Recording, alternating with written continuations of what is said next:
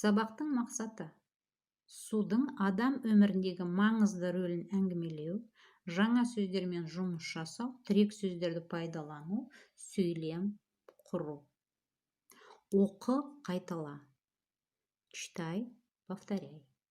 Суды қайнатып іш. Жағажай, сусын.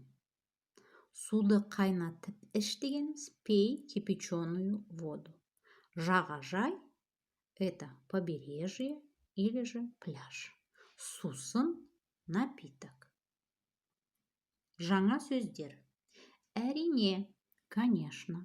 Сусын – напиток. Қайнат – кипяти. Емдеу – лечить. Жазылу – вылечиться. Мәтінді рөлге бөліп оқыңдар. Прочитайте текст по ролям. Әлібек жазда жағажайға барды. Әлібек летом пошел на пляж. Күн ыстық, день жаркий. Ол шөлдеп суық сусын ішті. Он хотел пить и выпил холодный напиток. Оның тамағы ауырып дәрігерге барды. У него заболело горло, и он пошел к врачу. Дәрігер, врач. Суық сусын іштің бе? Деп сұрады. Ты пил холодный напиток? Спросил он. Әлібек.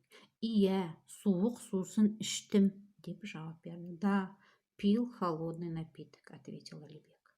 Дәрігер. Әрине ауырасың. Конечно, заболеешь.